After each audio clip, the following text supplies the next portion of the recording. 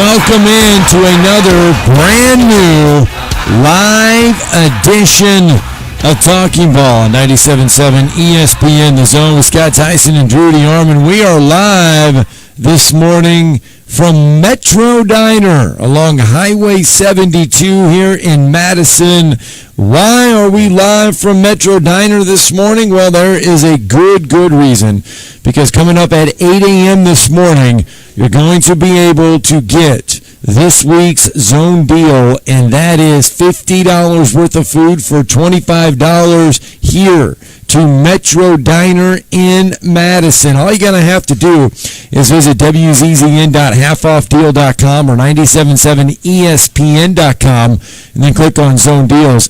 You'll be able to get that beginning at 8 a.m. The good news is you can use it here in Madison, or you can use it at the Airport Road location in Huntsville. So again, we are live from Metro Diner here in Madison.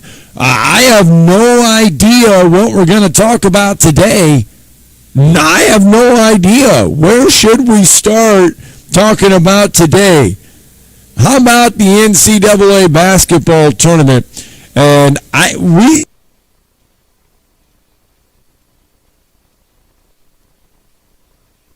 really get started on Tuesday, because if you lose on Tuesday, you're done. You have nowhere to go. I mean, your season is over. On Wednesday, the same thing. So the games on Tuesday and Wednesday, they were very entertaining. And then on Wednesday, okay, then you get to Thursday, and boy, oh boy, did we have some entertainment yesterday on the NCAA basketball tournament. And as an Iowa fan, I thought the Iowa Hawkeyes were going. I bought into it, but I did say on the show yesterday that, you know what, this Iowa hype, I was scared because I did not think that Iowa would survive. I didn't buy in to the Iowa hype all that much because I was scared. Every time Iowa had expectations on them, they did not perform. And they did not perform. 5th seed Iowa upset by 12th seed Richmond 67-63. So that left a void in me. I was disappointed because Iowa was out of the tournament, and I thought, oh my goodness, here we go. This is going to be awful because, well, Iowa's going to get a lot of flack for bowing out of the NCAA tournament early. But that wasn't the case because after about 3 hours later, everybody forgot about Iowa being upset in the tournament because 2nd seed Kentucky gets bounced in overtime by 15th seed St. Peter's 85-79. So now everyone's talking about Kentucky losing and forgetting about my Hawkeyes, which is fine. But Kentucky comes out there. They're up by 8 at multiple occasions in this game. And as a 2nd seed they should step on somebody's necks. They should extend this one. They should get it done. But St. Peter's was allowed to hang around in this game. They gave themselves confidence, and they get the shocker of the tournament so far, 85-79 in overtime over Kentucky. Yeah, it was an embarrassment for the SEC. It was a horrific loss. It was the worst loss of John Calipari's career at Kentucky, and yes, it was worse than Robert Morris in the NIT, considering what was at stake. A lot of people had Kentucky in the Final Four. A lot of people had Kentucky in the championship game. Some had Kentucky winning it all, and they were not the better team last night. Shaheen Holloway and St. Peter's completely outplayed them, completely controlled the game down the stretch. The last little spurt for Kentucky was when Xavier Wheeler gave them a 68-62 lead, and then Kentucky proceeded to go on a 3-minute-plus scoring drought, and then the game ended up going to overtime. And John Calipari's bugaboo with all of his teams, whether it be UMass, Memphis, now at Kentucky, they can't make free throws. And they go 1 for 6 from the free throw line in overtime. And in the NCAA tournament, in postseason play, free throws are something that will end your season in a hurry. Well, it ended Alabama's last year against UCLA, but again, and St. Peter's went 9 for 11, and they executed really well offensively to this. It was not a big, one of these buzzer beater shots that you're going to watch for years. It was just the simple fact that the St. Peter's Peacocks under Shaheen Holloway, who will be at St. Peter's another 3 days, in other words, you're saying he's going to parlay this win into. But anyway, I mean, it's just unbelievable that they won in the way they did. Because let's be honest, and this was pointed out when the game was over. Shaheen Holloway makes roughly about $250,000 as the head coach. Their entire basketball budget, John Calipari makes more money than UK's assistants range from $850,000 to $300,000. Right. Each one of Kentucky's assistant coaches make more than Shaheen Holloway, the St. Peter's head coach. St. Peter's budget is $8 million. That is their athletic budget, not their basketball budget. It's their athletic budget, because their enrollment is 2,600. Exactly. So Kentucky's, as we said, John Calipari's salary is more than their athletic budget. So that just shows you what happened last night. It's I think it's the 10th time ever that a 2 has beaten a 15, or excuse me, a 15 has beaten a 2. Pardon me. But again, it's just one of those things where, wow. It was completely shocking. I kept thinking that Kentucky, especially when they got up 68-62, I thought, okay, they're going to pull away. They're going to wake up, because Gonzaga sleepwalked for 30 minutes. They did not play well at all yesterday in their matchup either, and they were with Georgia State, and that game was close at half, and it was close with like 10 minutes to go, and then finally Gonzaga turned on the gas. But Kentucky just never did. And, it's kind of funny. You kept expecting them to, because they are a 2 seed. Well, yeah. And they didn't do it. But if you let a team like St. Peter's build confidence, after a while, they're not afraid of the Kentucky name on the jersey anymore, because they're hanging around. Well, see, here's the other side of the coin. John Calipari has been kind of the king of the one and done, and has so many guys that spend a year in college and then go on to the NBA. Well, this particular ball club was built in the transfer portal, including his best player, Oscar Shibwe. And really, he only has one guy on the squad, Ty Washington, who you would expect to go and be a first-round draft choice. Okay. This is not as talented a team. They were more experienced. But again, when it came down to it, even though they were more experienced and they had Kentucky on their jerseys, St. Peter's just outplayed them. And so, again, should John Calipari be fired? No. I mean, it's just one of those things where it's a perfect storm. I've seen Coach K Duke, being a 2, lose to a 15. It happens sometimes. Is John Calipari a $9 million man? Well, I mean, he's won a national title, so he's on a short list of guys that have done that. See, here's the thing. Of course, immediately in the aftermath, people are listing all the NBA All-Stars or whatever that John Calipari's had, especially at Kentucky, and talking about how he's only got one championship. Let me just tell everybody something. One of the hardest things to do in sports is to win the national championship in men's college basketball. Coach K did it 5 times, okay? But it took him, he started in 80. It took him 11 years to win the first one, okay? And then he won 2 in a row, and then he didn't win one for almost a decade, till 2001. They're really hard to do. And then Tom Izzo, who I think is a Hall of Fame coach. Now, they're in a game with Davidson later today that's basically a toss-up. I heard you talking about the spread. I think it's maybe at 1 point. But he's only won it once. And they're the last Big Ten team to do it, by the way. And that was in 2000. So it's very hard to do. Jim Boeheim, he's won 900-plus games. Second winningest coach, I think, all time to Coach K as far as just wins. He's won it once. And he won it in 03. And he's come close a few other times. It's just extremely difficult to do. You have to have some breaks. You got to have some. I mean, Jay Wright, he's got a couple of them. And one of them he had to win at the buzzer to beat North Carolina. Roy Williams took a long time. He had some great teams at Kansas. but they did not win. If they got to the championship game, he won 3 at North Carolina. So it's not easy to do, and I just think overall, when you look at John Calipari, this is an extremely disappointing end for them, but I still think he's an elite coach. I still think it wouldn't surprise me if he gets another title before his reign at Kentucky is over. But again, it's just one of those things.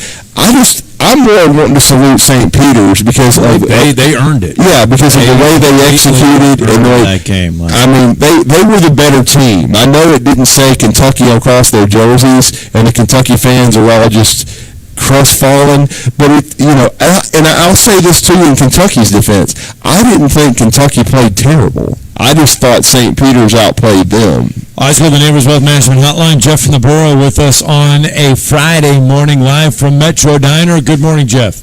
How's it going, guys? Well, how's it going, Jeff? I mean, am I wrong, Jeff? I mean, I just thought that they got outplayed. I was the game on the radio. Yeah, they outplayed them. I mean, when you miss 12 free throws, you don't deserve to win.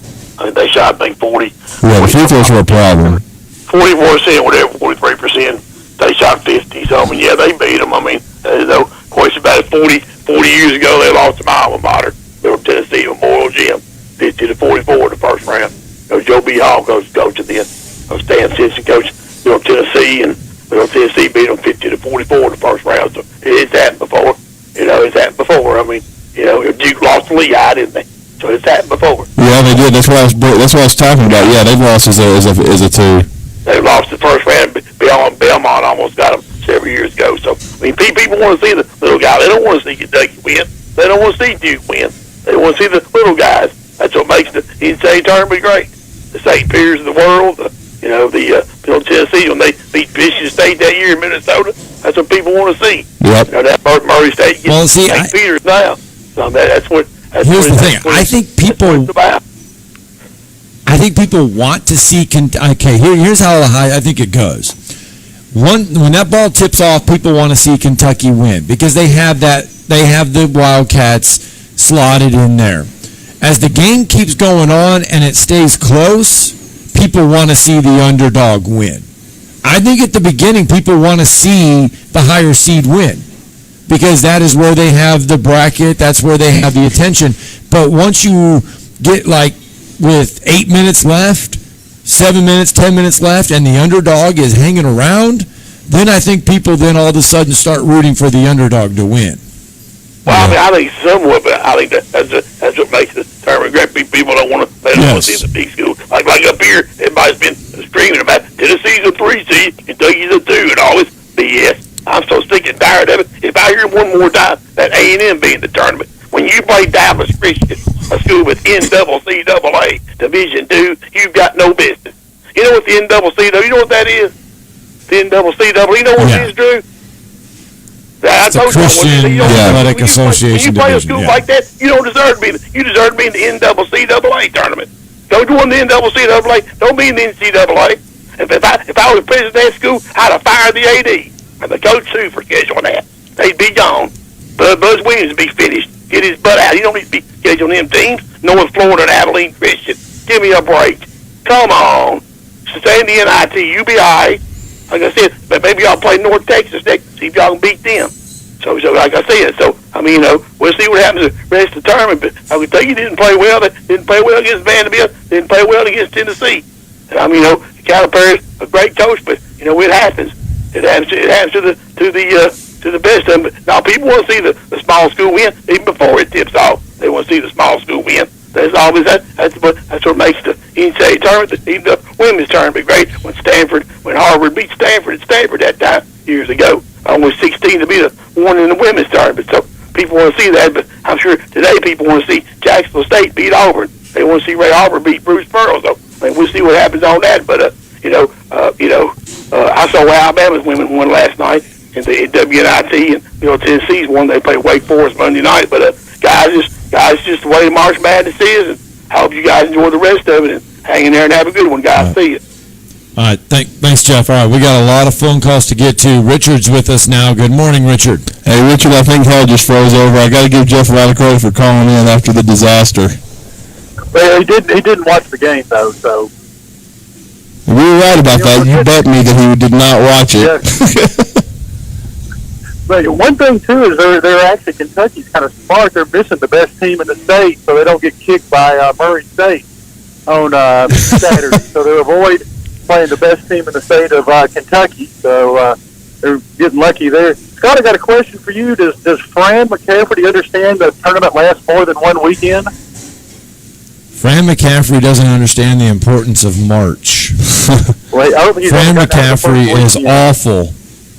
He is awful in the month of March. He is 4-6 in NCAA tournament games at Iowa, and pretty much those 6 losses are pretty much upset losses when it's in the tournament. Has he ever made it to the second weekend? He's made it to the second weekend. No. They made it last year. To the Sweet 16? Okay. He didn't. No, he hasn't made it to the Sweet 16. So that's what I'm saying. That's what I mean. He hasn't made it to the second weekend at all. No. He does what he only understands it's a one weekend tournament. He doesn't understand it goes another 2 more weeks. So one thing on Kentucky is they have experience, but I don't think and you would think the one and done you didn't have anybody with NCAA experience, but this team may not because you didn't have the tournament 3 years ago.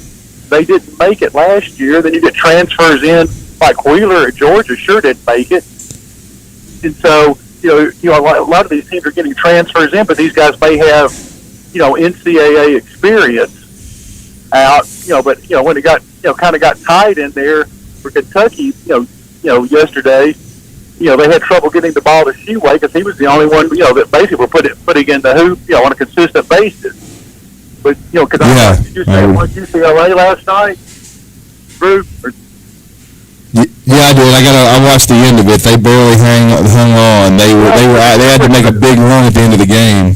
Well, the difference though was who scored all their points the last 10 minutes of the game, Drew. Yeah, Tiger Campbell and Juzang. The three guys that the three guys that were on the team last year on their tournament run, they knew who they were going to, and those guys, after screwing around for 35 minutes, picked it up. With Kentucky, you didn't have any NCAA experience really.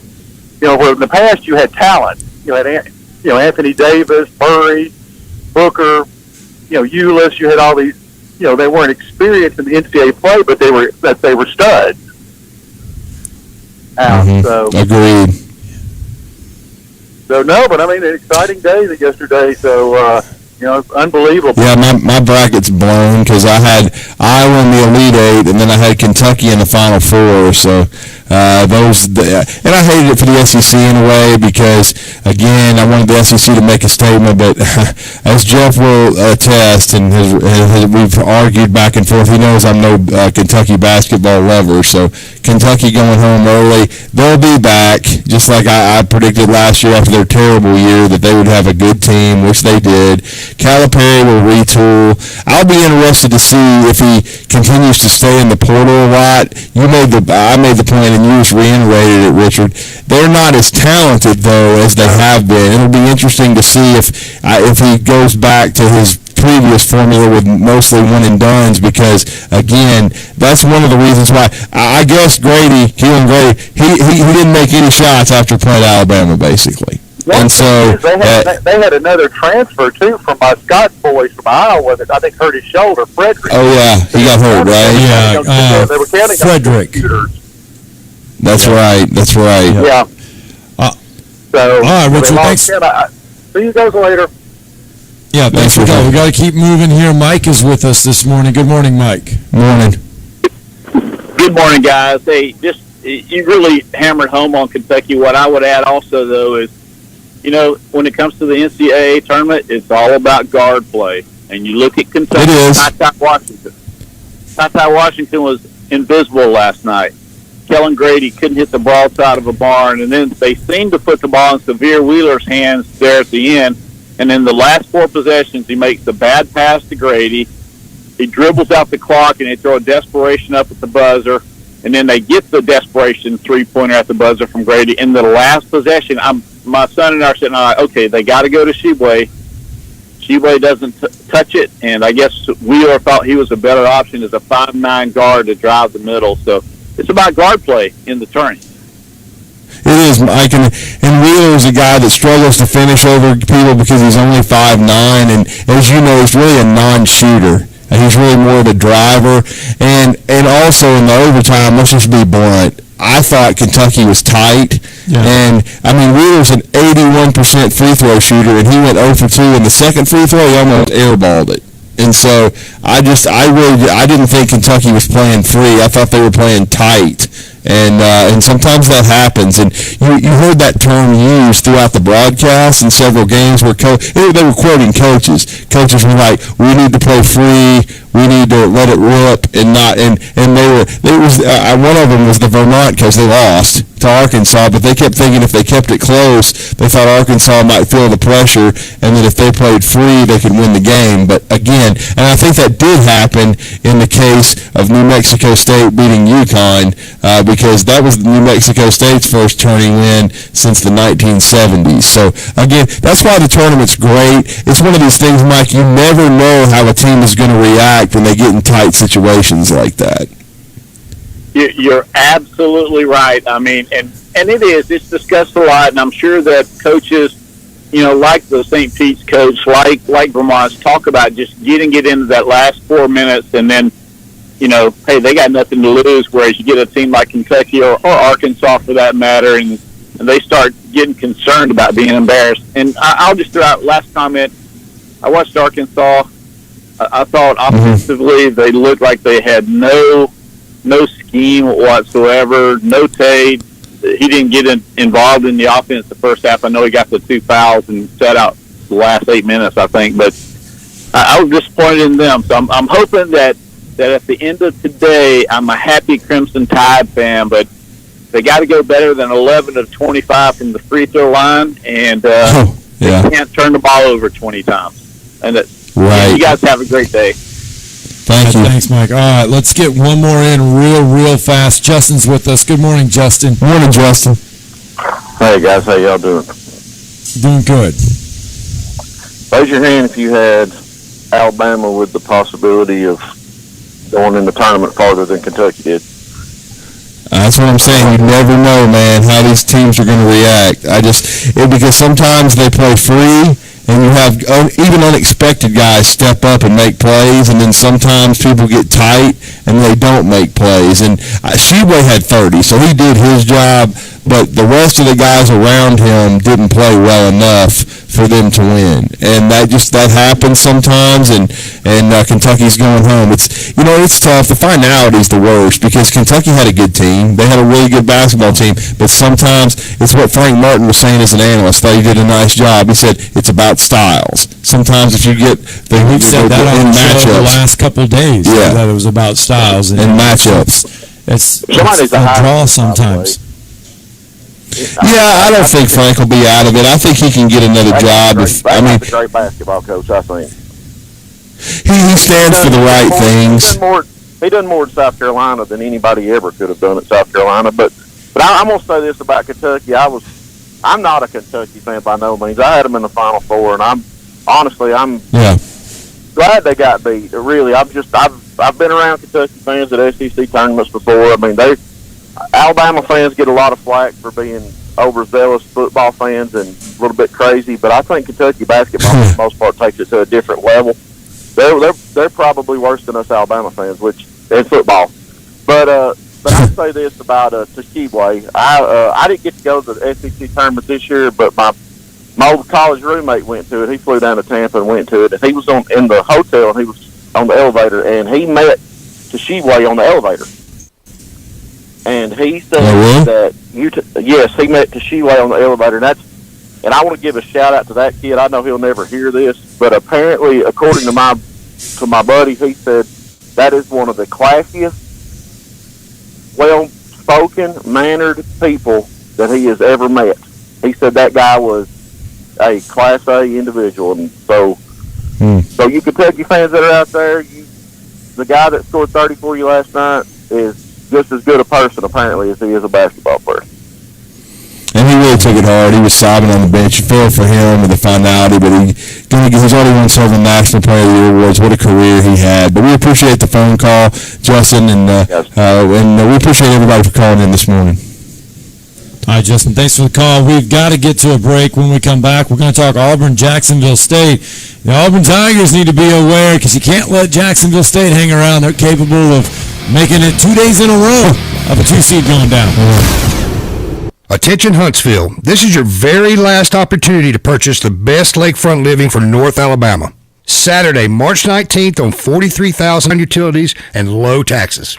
Direct waterfront with amazing views starting at just $49.9. The first 4 phases of new-to-market parcels sold in 1 day, so set aside Saturday, March 19th to take advantage of this final release and learn more by taking a video tour at 888-544-LAKE.com, then call 888-544-LAKE for an early showing. That's direct lakefront with 153 feet of water frontage, just $49.9. Gated community, convenient to Huntsville on Pickwick Lake. Call or click 888-544-LAKE.com, then call 888-544-LAKE for an early appointment. The PGA Tour's Corn Ferry Tour is coming to the Rocket City. Join us at the Ledges for the inaugural Huntsville Championship, April 29th through May 2nd. Experience the beauty and drama of the course firsthand. Witness golf's rising stars chase their PGA Tour dreams. Cheer on the future of golf up close and personal. Tickets are on sale now at HuntsvilleChampionship.com. New message. What up, It's Heather's cousin. You dated her in college, or maybe you were just in the same class. Anyway, I heard you bought a boat, my man. Let's hit the water. Oh, and Heather told me you always liked, snacks and stuff, so I could totally bring some chips. When you get a boat, you also get new friends. Make sure Progressive's one of them, and get coverage today for as little as $100 a year. Hey, also, I'm a little short on cash, so can you cover the chips? Thanks. I can see why Heather liked you. Progressive Casualty Insurance Company and affiliates. Annual premium for basic liability policy not available in all states. Redmont Vodka and Vulcan Gin. Alabama-made premium quality spirits owned by our very own Charles Barkley. 8 times distilled, gluten-free, and non-GMO. Whether you choose to sip Redmont on the rocks or blend it with your favorite mixers, you will definitely be able to taste the difference. Pick up some Redmont Vodka and Vulcan Gin today. Available in ABC stores and package stores. For more information, visit us at RedmontDistilling.com. Also, follow us on Instagram at Redmont Distilling. Support local, enjoy responsibly. You've got to experience Toyotathon at Bill Penny Toyota. They've got the selection with over 700 new Toyotas to choose from. And they've got the extras with Bill Penny perks and a 10-year unlimited warranty. So get on over to Bill Penny Toyota today and experience Toyotathon. Bill Penny Toyota in Huntsville and online at BillPennyToyota.com. Bill Penny's Toyota 10-year unlimited warranty is valid through the 10th year of ownership. Valid on new vehicles only. See dealer for details. Got a wreck indicator at Central and 14th. Got one at Martin and Gemini on Redstone. I don't have an injury report on that one. And a serious accident working on Mooresville Road at Black Road in Limestone County. Sounds like Mooresville Road is blocked completely. And we got a problem with the railroad crossing signal at Drake and L&N. D&L Refrigeration repairs heating and air conditioning units for homes and businesses. With over 30 years experience, D&L 256-652-1207. State license 08091. Captain Nick in the Jordan Lane Popeye Skywatch Traffic Center. This is Paul Feinbaum. Listen to me coming up today at 2. Now back to Talking Ball with Scott Theisen and Drew DeArmond on 97.7 ESPN, The Zone. And welcome back, Talking Ball, 97.7 ESPN, The Zone. A lot to unravel there from day one of the NCAA basketball tournament, but really today, for the state of Alabama, everything gets underway. All 4 teams from the state of Alabama will play today, and lo and behold, 2 of the 4 will meet each other. Second seed Auburn will take on 15th seed Jacksonville State. Doesn't matter how Jacksonville State got there. They are in the NCAA tournament, and they will take on Auburn this afternoon, or actually a little bit later this morning, in Greenville, South Carolina. That one expected to tip off at 11:40 this morning on True TV, Drew. And we saw second seed Kentucky go down yesterday. Jacksonville State and Ray Harper, they know Bruce Pearl. Well, Coach Harper does from back in his days in Division II. They know each other very, very well. Yeah, they do, no doubt about it. And our next guest, they're going to have full coverage today of the Auburn Tigers in Greenville, South Carolina. But in some ways, if you're playing the second day of the tournament and you're watching from wherever your hotel, wherever your location, you get to you almost teachable moments. Yes, exactly. You gain an understanding of you better be ready to go. It is the finality. It is one and done. If you do not perform, you go home. Yes. And now the Auburn Tigers already watched the Kentucky Wildcats go down in the 2-15 contest, and now they're playing Jacksonville State. Really the first game today at 11:40 a.m. And our next guest, he and AuburnSports.com are going to have full coverage of it, and he is in his 21st year, I believe. So, or I should say, since 2001. Let me say that. And I believe it's been 21 years he's been on the beat. But Brian Matthews is with us on the Neighbors Wealth Management Hotline. Brian, good morning. Welcome back to Huntsville, Alabama, and Talking Ball. You were doing, Scott. How are you? Oh, I'm doing great. Yeah, I was young back in the day when I started this job, huh? Yeah, I mean, it's hard to believe. It's been since 2001 you've been covering this, and you've watched Auburn make runs. I mean, as you got on the beat, Auburn was coming off of a 98 season a couple years before that where they were number one in the country, and they went to the Sweet 16 and lost to Ohio State as a 1 seed. But this Auburn team, a 2, playing against Jacksonville State. But and I know Bruce Pearl's mantra basically from practice this week has been, that we need to be playing with a chip on our shoulder and like we were an underdog. But again, you've got to be ready to play when you see what you saw last night. Yeah, I think you're spot on in your opening there. I mean, I myself had Kentucky going a pretty long way in my bracket. I'm sure a lot of people expected them to make a run. Everybody did, yeah. Final Four.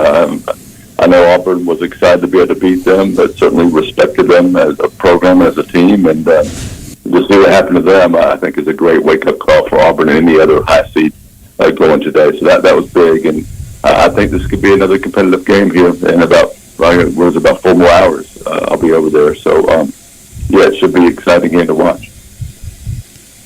Yeah, you look at Auburn, and they're coming off an SEC tournament where they didn't play their best. Maybe late in the second half we saw spurts of it. But when this Auburn team is going, it's no secret it's guard play that carries this team. And in the NCAA tournament, guard play right now seems to be what is propelling a lot of these teams. So, I mean, really, if you look at Auburn today, if they're going to be successful, it is the guard play.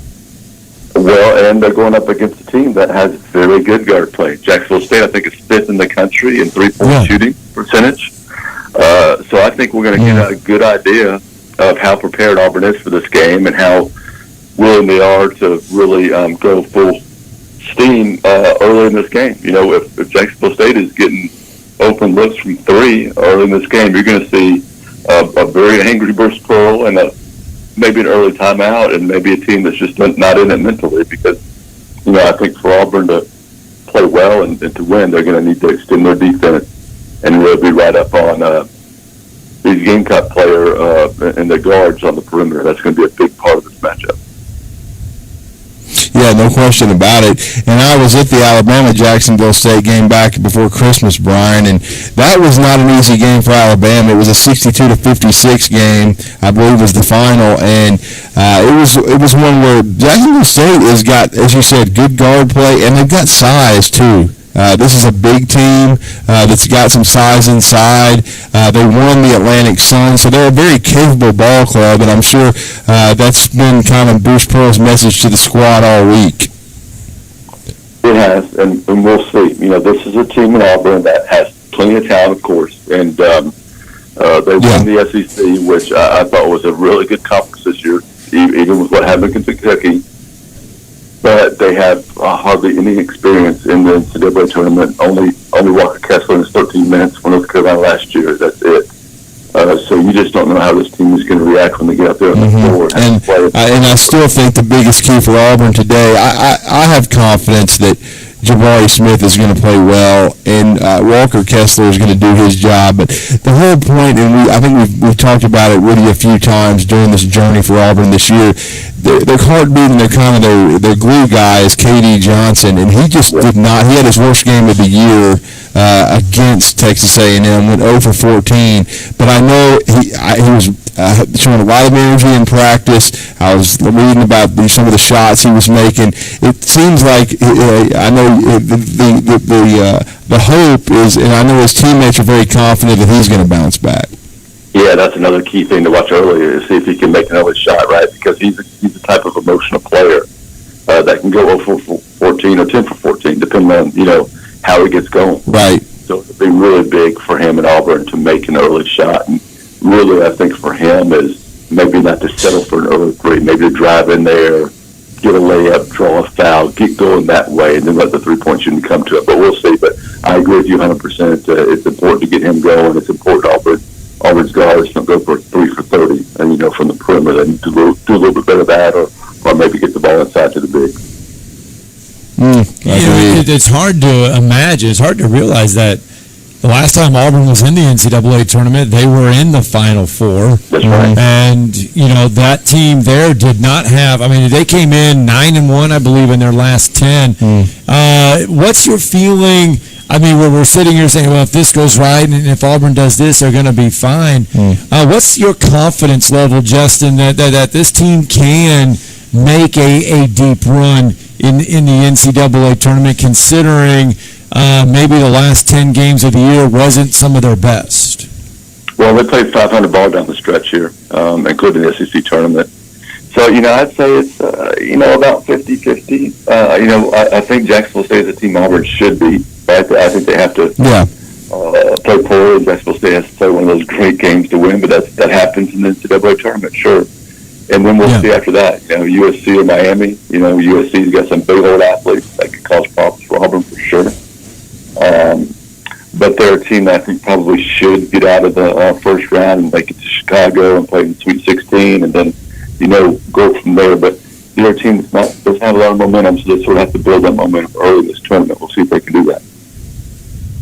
Yeah, that's the key. I think a lot of it is to get off to a good start. And personally, I think what you just said needs to happen. I think what Auburn needs to do is they need to start off by getting it to Jabari Smith. Get it to him on the elbow, get it to him inside, get him going. And then, again, tell KD Johnson to attack.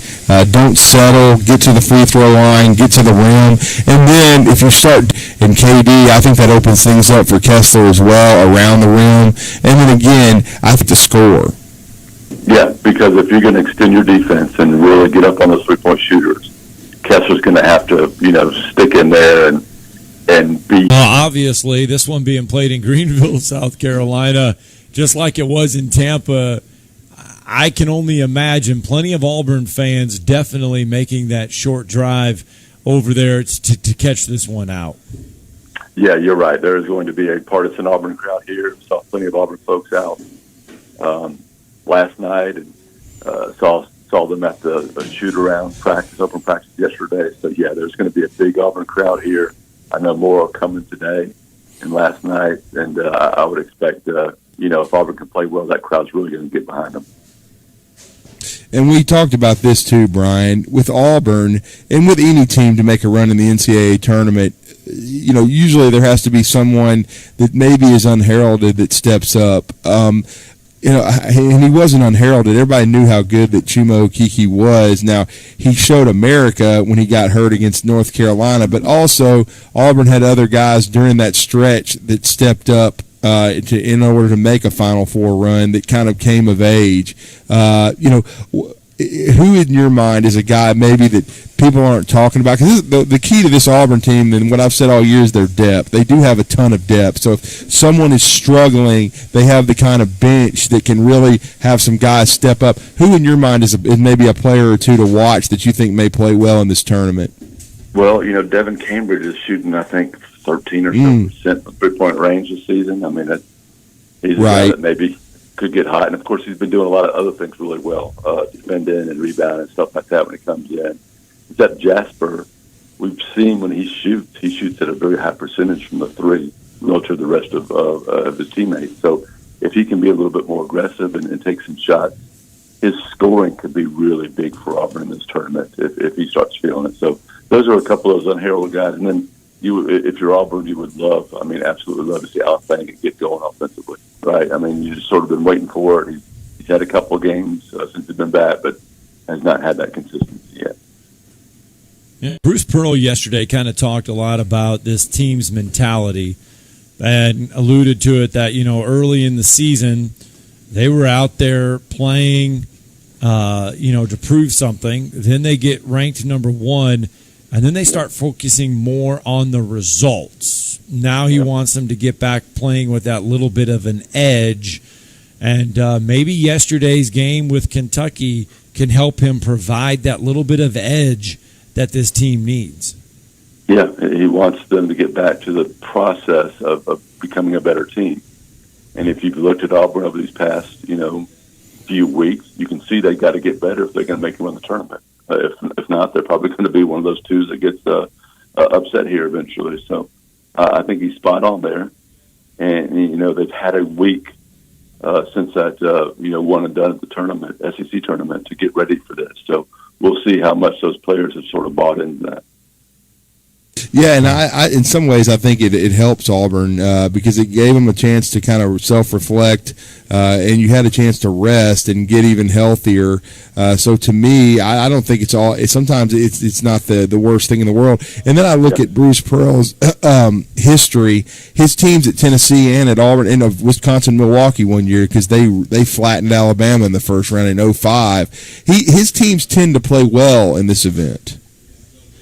Yeah, he's got a pretty good record in the tournament. I don't have it in front of me, but you're right. And he is really good at pushing the right buttons and motivating and doing all those things to get a team going. So we'll see. You go back to 2018, that team, played pretty good in the first round. They got blown off the court against Clemson, but they came back the next year and made that great run. And this team is just going to have to advance and sort of gain that experience and the confidence and get rolling on their own.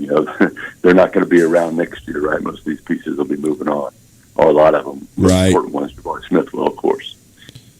Mm-hmm. Brian, last thing, what is the big key to you? I mean, what does Auburn need to do to get this win in the first round and then move on and get that winner, between USC and Miami? Well, I think the biggest key for Auburn is their defense. It's been what sort of carried them all season. And they've got to defend Jacksonville State's shooters. I think we talked about it at the start of this interview, but if you can see Jacksonville State getting open looks from three early, or if you see KD, launching threes and not making them, it's time to get worried if that happens in the right. But I think that's the main key, and then the second key is just to execute offensively, move the ball, get good open shots, and when you do, execute, knock them down. Yeah, no question. Well, Brian, we look forward to the full coverage with you, J.G. Tate, and the guys over in Greenville. I'm jealous, man. It's great to be a part of the NCAA tournament. I've never had a chance to cover it, but it's got to be an exciting event, unlike any other. Good luck to Auburn today, and then let everybody know how to follow you guys. I appreciate that, and you can check us out at auburnsports.com. Tons of coverage from yesterday, and put up a couple more stories for the game today. And you can follow me on Twitter at BMattAU. All right, man. Appreciate it. Take care, man. Good talk to you. Let's get a break in. When we come back, we'll run down the rest of yesterday's action and continue to look forward to more NCAA tournament play today. You're listening to Talkin' Ball on 97.7 ESPN, The Zone. Still having problems with that railroad crossing signal at Drake and L&N, and they have Mooresville Road closed at Black Road. Had a serious accident there, working on clearing that one. Everything else looks pretty good this morning. Traffic load a little lighter than normal, but we still got plenty of folks on the road. 2030 Fast Track can make your clothes fall off. Allison lost 100 pounds in 7 months on the plan. A free hormone quiz will tell you if the program can work for you. 2030huntsville.com. Captain Nick in the Jordan Lane Popeyes Skywatch Traffic Center. Tired of the same old menu options everywhere you go? Then you need to try Metro Diner in Huntsville and Madison. The award-winning Metro Diner serves up signature dishes like their Charleston shrimp and grits, famous fried chicken and waffles with strawberry butter, and lots more. Their entire menu is available anytime, breakfast, lunch, or dinner. And stop by for brunch on Saturday or Sunday and enjoy the lowest price mimosas in town. Airport Road, Huntsville, and Highway 72 in Madison. In diner or at home, make it Metro Diner. This is Wes Neighbors talking to Chris Haygood of Bob Wallace Appliance. Chris, what sets you apart from other appliance dealerships? Wes, these appliances are going into the most used room in your house, your kitchen. The way we have these appliances displayed, it's easy for you to visualize how they'll look in your home. Wes, what sets us apart is the people. They're well trained. In fact, they live and breathe these appliances. And if you need service, you'll really appreciate our parts department. Contact Bob Wallace Appliance at 256-533-2121. Hey, Bobby White from Woody Anderson Ford back again to talk to you about how easy it is to make a custom factory order. Just click WoodyAndersonFord.com, hit the top banner, then start making your selections. It's really simple, and you'll end up with the exact vehicle you want. Not only is there no extra charge to custom order, but at Woody Anderson Ford, we'll take 5% off MSRP on top of any additional factory rebates on the 2022 F-150, Bronco Sport, Explorer, Expedition, and Ranger. Another option for you is a certified pre-owned. We have over 100 Ford Blue Advantage certified pre-owned models to choose from. Our Ford Gold certified are low mileage, gently used with great warranties. They've passed a 175-point inspection by certified technicians and come with a 24-hour roadside assistance, plus a full tank of gas and a fresh oil change. Also, don't forget our service department is offering a free pickup and delivery when it's time for your next Ford service. Woody Anderson Ford, Jordan at Sparkman, hope to see you soon. Hi, my name is Dan Aldridge. I'm here to let you know about the Aldridge Law Firm and the soon-to-be-announced Legal Town Center. I've been practicing law in Alabama since 1984, and I also practice in Tennessee. And I'm from North Alabama, and I'm here to represent you and take care of your legal needs. For many of us, hiring an attorney is not high on the priority list, and maybe a little scary, but it's something that we all need at some point. So by all means, do your homework. And if you need representation for car accident, wrongful death, medical malpractice, nursing home abuse, or estate planning, or any other matter, just give us a call at 256-534-3188. And you can email me at Dan, that is Dan at danaldridgelaw.com. Dan at danaldridgelaw.com. God bless America.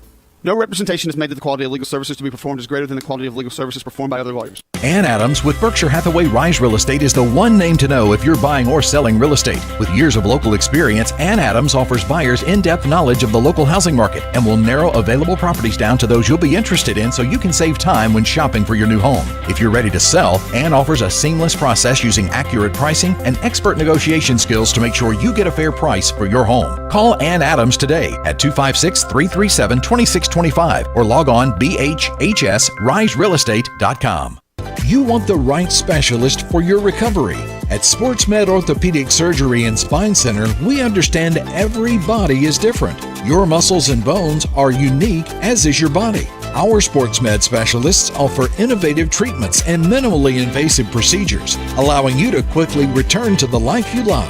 Locations in Huntsville, Madison, Athens, and Decatur, and on the web at sportsmedalabama.com. Improving performance, improving lives. If you're ready to lower your utility bills, it's time to call Eagle Insulation. Eagle can handle it all. Attic re-insulation, insulation removal, wall insulation, and new construction insulation, commercial and residential. Our primary goal is to save you money, and lots of it. Typical clients realize their return on investment within 3 to 6 months. That means the re-insulation actually pays for itself and then some. See if we can help you. Contact Eagle Insulation today, 256-755-1556, or log on insulatewitheagle.com. This segment of Talkin' Ball is brought to you by University Kia, the #1 volume Kia dealer in the state of Alabama. Located online at universitykia.com. And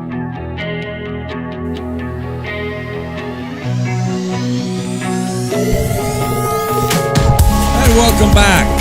Talking Ball, 97.7 ESPN The Zone. We are live from Metro Diner along Highway 72 in Madison this morning. I know We've heard just a little bit of a rumble of thunder. The weather may not be so great out there today, but here's the thing. You don't even have to go outside to get our latest zone deal.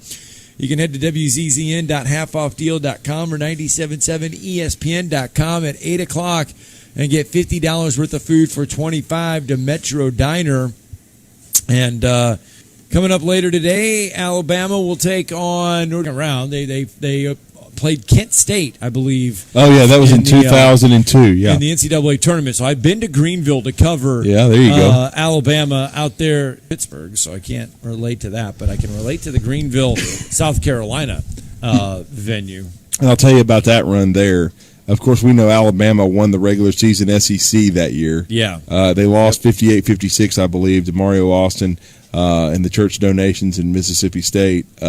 Terrence Meade was a part of that. Yeah, Scottsboro, exactly. Scottsboro. Mo Williams, who's now the new head coach at Jackson State, left Alabama State, but to go back home to his native Mississippi. But yeah, and Erwin Dudley was SEC Player of the Year. Rod Grizzard. It was a really good basketball team, and they won. Antoine Petway made the big shot against Florida and Billy Donovan to win that game, win the regular season. Nearly won the tournament, lost by 2.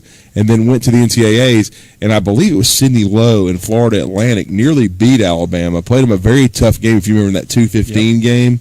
It was a game sweating that one out because I wanted to stay in Greenville. It was fun, Mo Williams had to have a huge game to get Alabama to the next round, and then Stan Heath and Kent State, who won in an upset in their opening round. They were a 10 seed.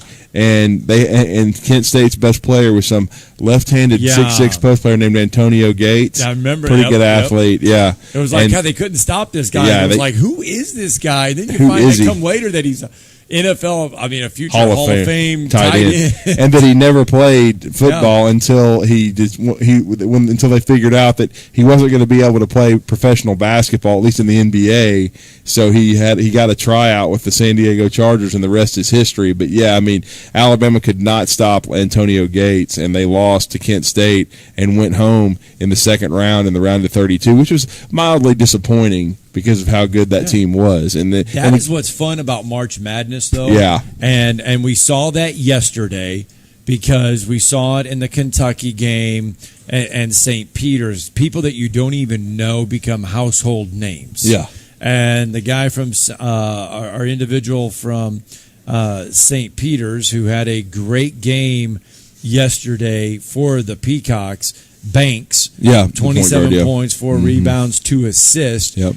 He becomes a household name with that win there. So that's what's fun about March Madness. Yesterday, all 4 number 1 seeds win as expected. Gonzaga wins, Kansas wins.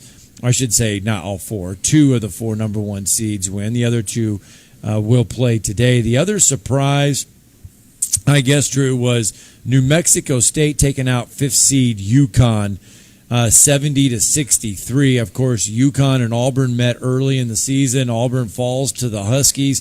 That's kind of a surprise there as well.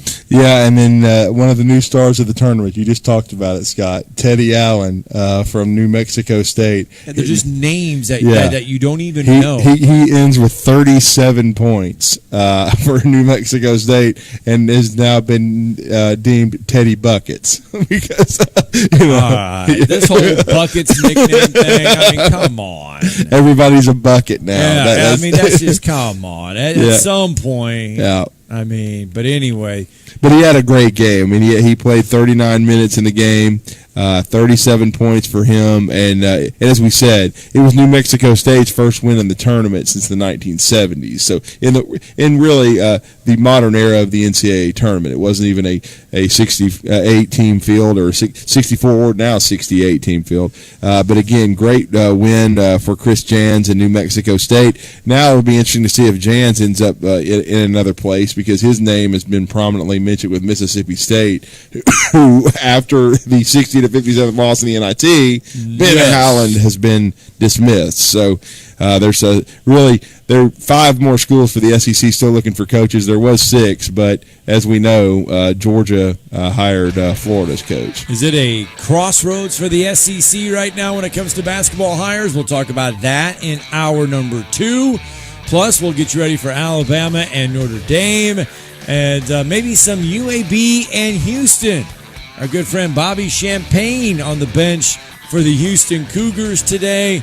We'll preview that one as well. Plus, we'll throw in some college football talk as well. Spring practice going around. We'll highlight some of the highs and lows from around the SEC. All that and more from Metro Diner along Highway 72 coming up here after this quick timeout.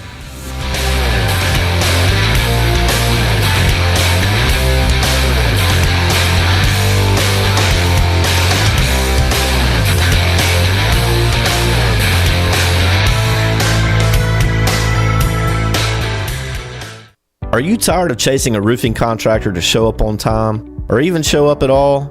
I'm Sam Fleming with Fleming Roofing and Restoration. Our motto at Fleming Roofing is we show up. Our goal at Fleming Roofing is to provide the reliable customer service that you deserve, and we have the resources to meet all of your roofing needs: residential, commercial, industrial, replacement, or repairs. We are manufacturer certified for roof coatings, single-ply membranes, and asphalt shingles. Whenever you need a roofing professional you can count on, call Fleming Roofing and Restoration. We are committed to finding the solution that meets your needs. We don't have quotas or heavy-handed sales tactics. Fleming Roofing, we have expert experience. We show up. Free estimates, residential, commercial, industrial, replacement, or repairs.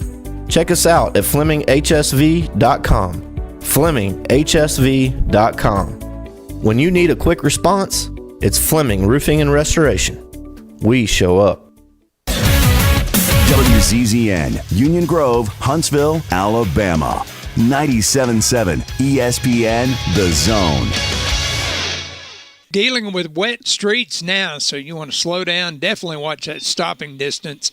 Still got Mooresville Road closed near Black Road in Limestone County. Had a serious accident working there. And we're having problems with the railroad crossing signal at Drake and L&N. HPD should still be with that one. Got QuickBooks? Snelling has positions for experienced accounting professionals. Huntsville.snelling.com. Captain Nick in the 72 and Jeff Popeye Skywatch Traffic Center. From the Fox 54 Weather Center, I'm Chief Meteorologist Jordan Dressman. A partly sunny sky this afternoon, maybe an isolated shower. The vast majority of us going to end up staying dry. Still going to be warm this afternoon. Temperatures climbing into the mid and upper 70s, only dropping into the mid 50s as we head into the overnight. A slightly better opportunity for a couple of isolated showers as we head into your Sunday. Still, most of us staying dry, partly sunny. Temperatures hanging out in the mid 70s. Showers and thunderstorms are going to be more widespread Monday afternoon through Monday evening. Some of those thunderstorms could pack a bit of a punch. I'm Chief Meteorologist Jordan Dressman on your home for ESPN Radio, 97.7 ESPN The Zone. This is Brent Musburger's VSiN Action Update on 97.7 ESPN The Zone. Heads up, sports bettors. Right now you can try VSiN All Access free for 30 days with no credit card required. Visit vsin.com/free month to sign up now. Alabama in tournament action today. The Crimson Tide taking on Notre Dame. The Irish favored by 4 points, minus 176 on the money line. Fighting Irish plus 146. The over-under at 153. Auburn is going to face Jacksonville State. The Tigers favored by 16 points over the Gamecocks with an over-under in that one at 138. Auburn minus 2,500 on the money line. Jacksonville State plus 1,100. UAB Blazers taking on Houston. UAB an 8-point underdog. Over under 135.5 on the money line. UAB plus 315. For vsin.com, I'm Tony Desiri, 97.7 ESPN The Zone. Log on today, 97.7ESPN.com.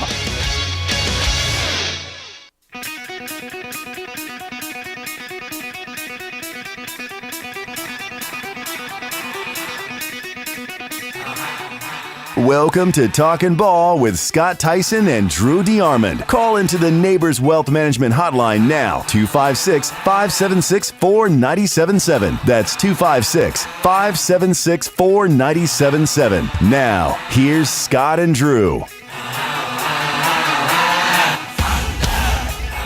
And just like that, hour 2 of Talking Ball is underway. And speaking of underway, right now on WZZN.halfoffdeal.com, that is where you can get the best half-off deals throughout the Tennessee Valley.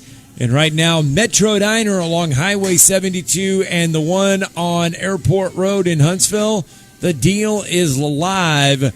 So you head to wzzn.halfoffdeal.com or 977ESPN.com, and you can get your zone deal to Metro Diner, and they are already flying off the shelves. So we want you to be a part of that. Head to wzzn.halfoffdeal.com. Come on out here. The doors are open here along the Highway 72 location. Come on out here for breakfast, lunch, or dinner. Metro Diner here on Highway 72. It's sold out every time we've had them as a part of our zone deal. So, come on and you come out here and enjoy some great breakfast, lunch, dinner. They have a great menu here, great customer service with Jonathan and his staff, and we always appreciate them hosting us, and especially during March Madness when there's going to be so much great basketball on, but you can come get some great food here at the Metro Diner. All right, hour 2 officially underway now here on 97.7 ESPN The Zone, and obviously coming up later today, it is all about March Madness. Yep. If you are into the basketball frenzy, I know a lot of them are. Brackets right now, though, what did I see yesterday? So after Iowa lost, the percentage of brackets that were perfect last night was I think it was like at 3%. Yeah. With Iowa. Then after Kentucky lost, then I think it went down to somewhere less than around 1%. I want to say that I saw something from, because ESPN gets millions of entries. Really, I mean, I want to say maybe there was 161 brackets left that were perfect or something out of the millions that they once have. Kentucky lost, because there's always going to be somebody, some St. Peter's fan or something, that's going to pick the Peacocks, and so wow, and so somebody will still have a 16-0 bracket. I personally crashed and burned. I went 10-6. I mean, the two biggest losses for me were Kentucky and were Iowa. That was the two. I think a lot of people. I think if you asked a lot of people when they filled out their brackets, those are going to be. And the unfortunately, two I had to eat my words after I said we were all Rams, and then the Rams played well for a half, and then they shot the ball well. They were 46% from 3-point range. The second half they didn't know. So if you look at the matchups today, and if you're looking at it today, not by what you picked, by gut feeling right now, forget about your brackets, but you have 7-seed Ohio State, 10th-seed Loyola Chicago. Do you still feel good about Ohio State, the higher seed, winning that matchup? No, I like Sister Jean, because I just think, even though I know they have a new coach because Porter Mosier's in Oklahoma, I still think the history with that program, and they know how these guys are experienced and they're used to winning in the tournament, and I think that matters. And I think that they can beat Ohio State. And Ohio State has been an up-and-down team. They're talented, but they have not been the most consistent group out there. All right, so if you look at some of the other possible upsets throughout the day, I'm just kind of looking at this right now. You got to look at it. I'm going through to figure out, okay, UAB and Houston. That is a 5-12 matchup. The Blazers, we've already seen a couple of them. Yep. Does UAB pull off the upset today over Houston? I don't think so. I think Houston is used to winning in the tournament. I know they lost Sasser, and they've and they don't have their entire lineup with them. They lost two great players during the regular season, but they've already retooled, and they're coming off of a Final Four run, and I just really think they understand how to win in the postseason. And of course, as we know, they won the AAC tournament. I do think UAB can push them, and I think they will. Jelly Walker's very dangerous, but I like Houston in this game. I think their style, being able to defend and rebound and be so physical, I think Houston, that's a bad matchup for UAB. I like Houston in that game. And I bring up the Houston one, because some LSU writers, have said, "Hey, Scott Woodward, you want a coach to go and get to fill Will Wade's spot? Look no further than Kelvin Sampson." I've heard the name come up. Certainly, I think he would be a great coach in the SEC. But here's the drawback to it.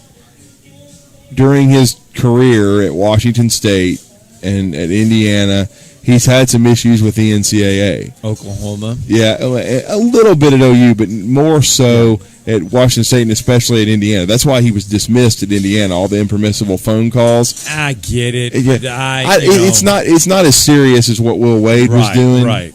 And he seems to have righted the ship, and he hasn't gotten in any trouble at Houston.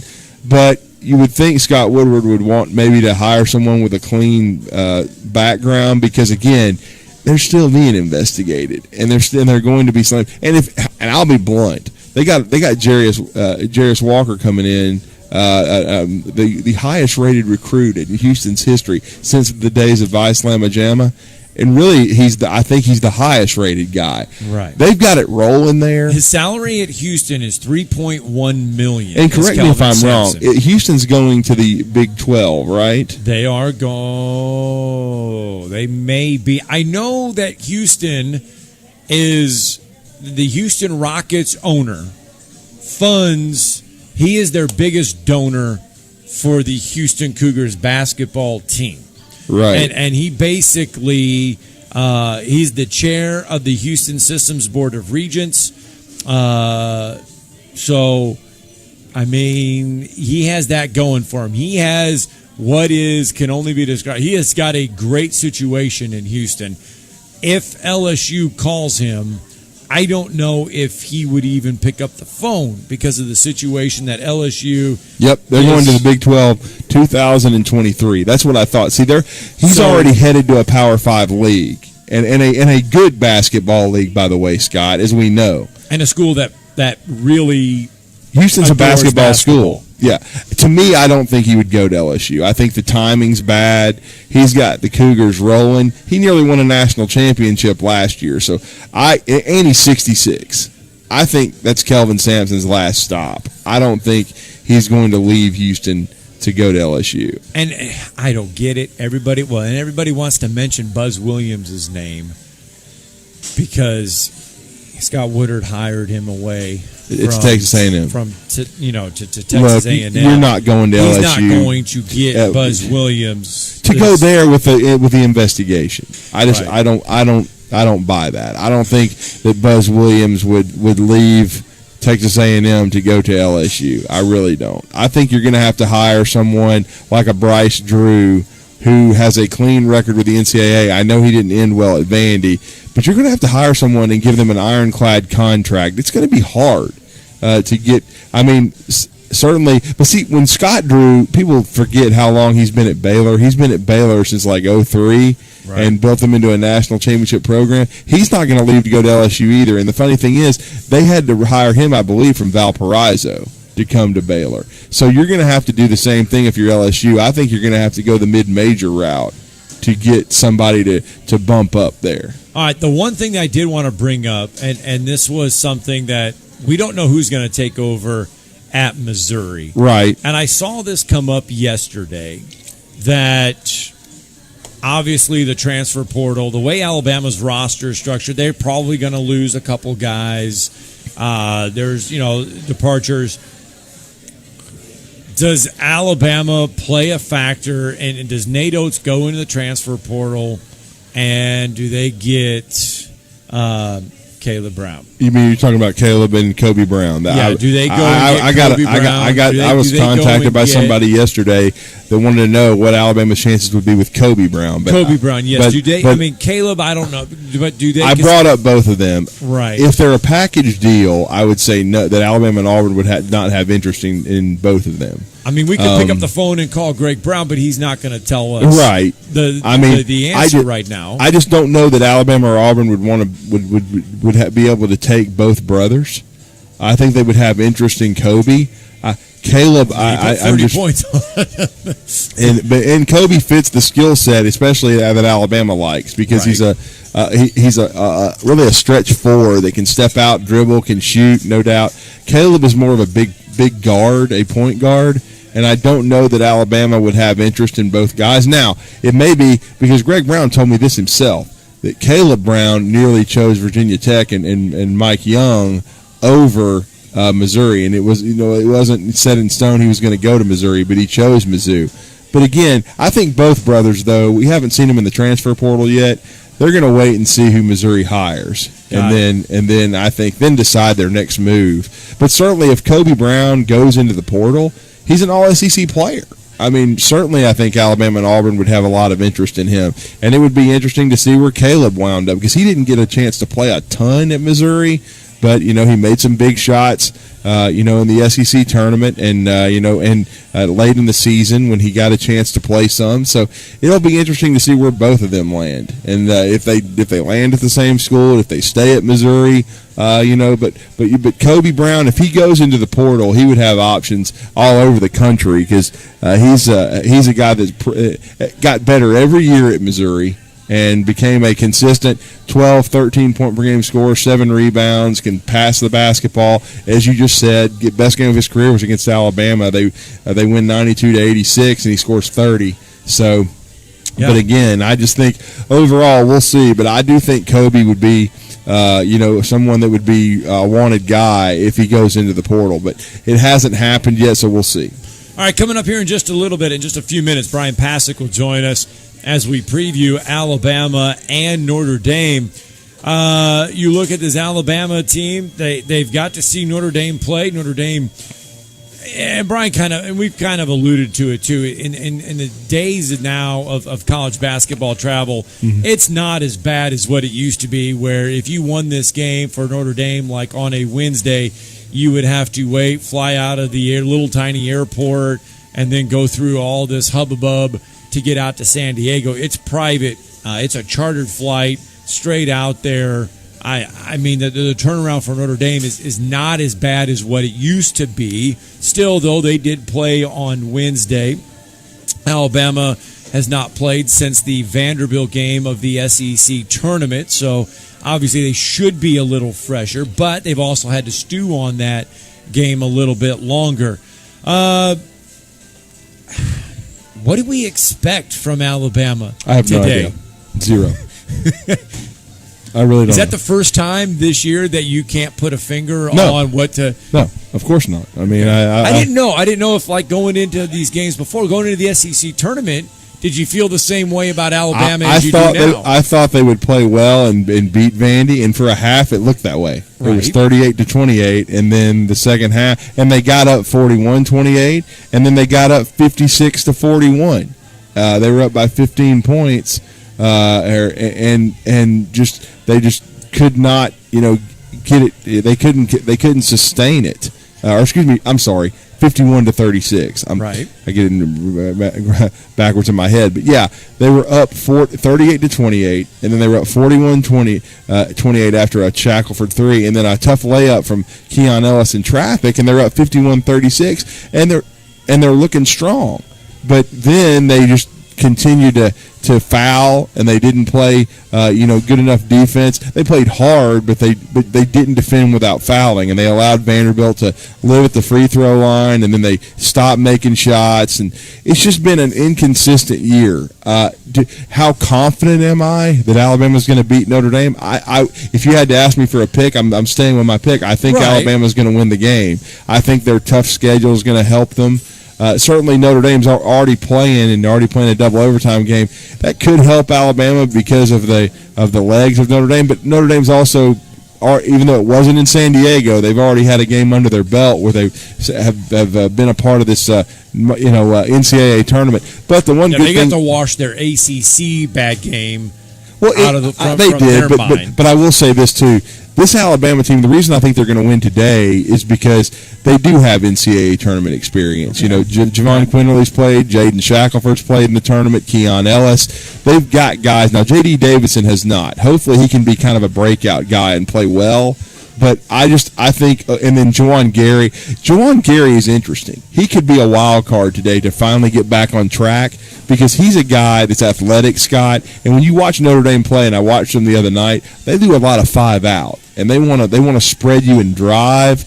And Juwan Gary is a good enough athlete. If he moves his feet, doesn't reach, he can guard the bigs for Notre Dame.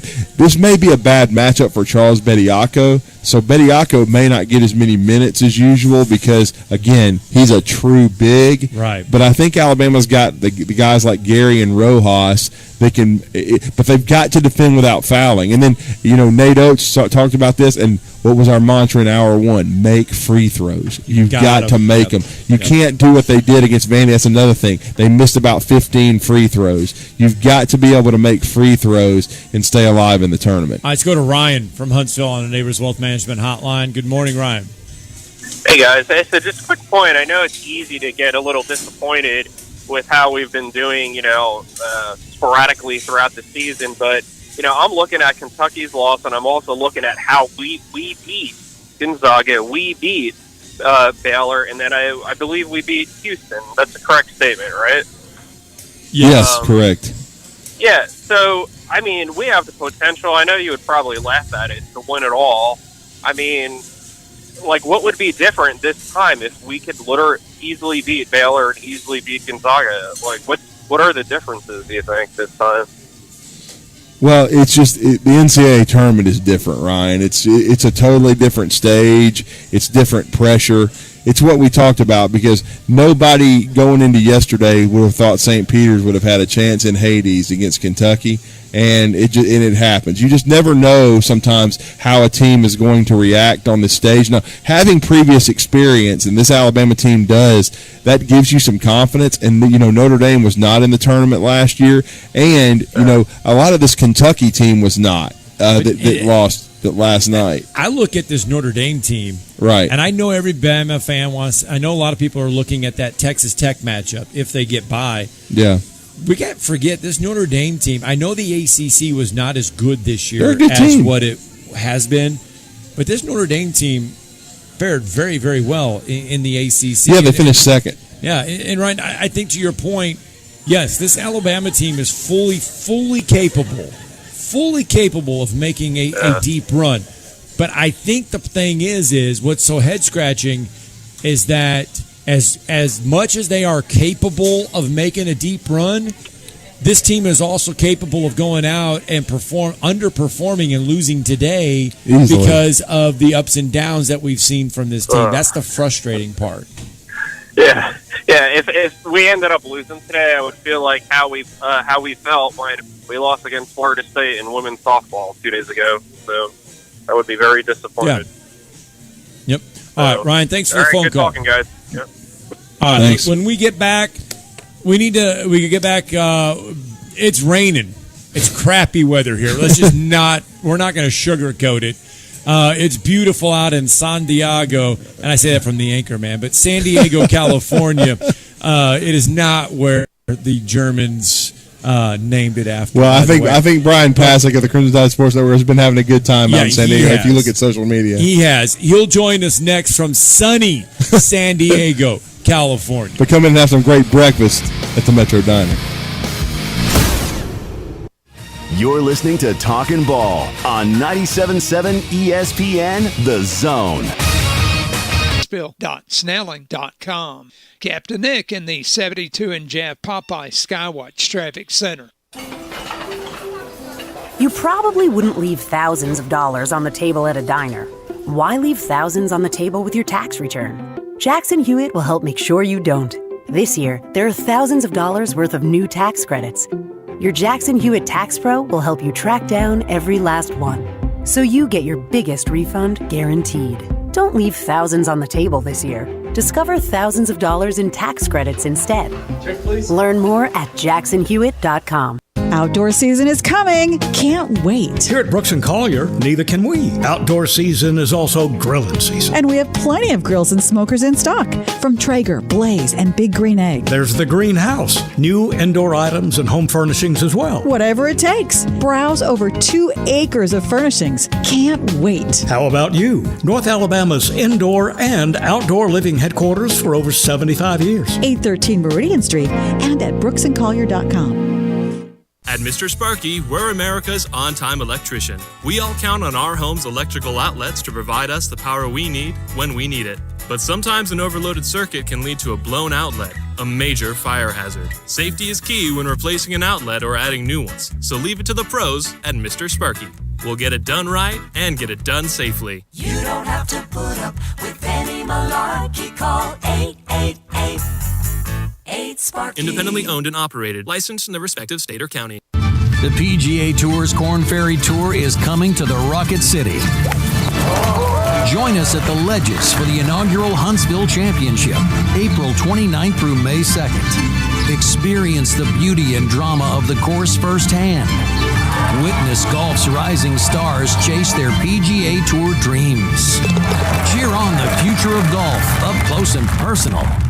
Tickets are on sale now at HuntsvilleChampionship.com. Outdoor season is coming. Can't wait. Here at Brooks & Collier, neither can we. Outdoor season is also grilling season. And we have plenty of grills and smokers in stock from Traeger, Blaze, and Big Green Egg. There's the greenhouse, new indoor items and home furnishings as well. Whatever it takes. Browse over 2 acres of furnishings. Can't wait. How about you? North Alabama's indoor and outdoor living headquarters for over 75 years. 813 Meridian Street and at brooksandcollier.com. The kitchen is the heart of any home. It's where the family gathers. It's where kids discover old recipes and make them their own. Just starting out or just now getting started on the dream kitchen you've always wanted? I'm Chris Haygood, and from all of us here at Bob Wallace Appliance to the home builders and the homeowners of the Huntsville area, a heartfelt thank you for buying local. We're in Huntsville, Florence, and Coleman, and online at bobwallaceappliance.com. No representation is made that the quality of legal services to be performed is greater than the quality of legal services performed by other lawyers. A wise man once said, "If you take care of old folks and children, everything in the middle will take care of itself." Hi, I'm Danny Aldridge, lawyer in Alabama and Tennessee. In the next 20 years, the number of those folks over 65 years of age will more than double. In our golden years, the most important goal is to be treated with dignity and have control over doing what makes you grateful with those you love. At the Aldridge Law Firm and the Legal Town Center, we're dedicated to help you with these goals, and we'll be there when life throws you those inevitable curveballs.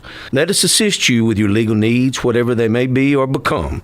You may reach us by phone at 256-534-3188 or online with Dan at danaldridgelaw.com. Just remember, we're here to help. Whether it's personal injury, wrongful death, fraud and cheat, or estate planning made complete, we're here to help. You've got to experience Toyotathon at Bill Penny Toyota. They've got the selection with over 700 new Toyotas to choose from. And they've got the extras with Bill Penny perks and a 10-year unlimited warranty. So get on over to Bill Penny Toyota today and experience Toyotathon. Bill Penny Toyota in Huntsville and online at BillPennyToyota.com. Bill Penny's Toyota 10-year unlimited warranty is valid through the 10th year of ownership. Valid on new vehicles only. See dealer for details. Tom Abraham here from my friend Brian Hamaker and his team at North Alabama Mortgage. Look, buying a home is the biggest purchase you will make in your life, and it can be a bit intimidating, so you want people that can help walk you through the mortgage process and get you the best deal possible. That's what North Alabama Mortgage does, and they do it in Alabama, Tennessee, and Florida, from first-time purchases to refis, conventional, VA, FHA, and USDA loans. They have the solution at North Alabama Mortgage. Visit NorthAlabamaMortgage.com to learn more. That's NorthAlabamaMortgage.com. This is Steve Moulton from The Drive. Join us this afternoon from 5 to 7 with Wes Neighbors and me. Now back to Talkin' Ball with Scott Theisen and Drew DeArmond on 97.7 ESPN The Zone.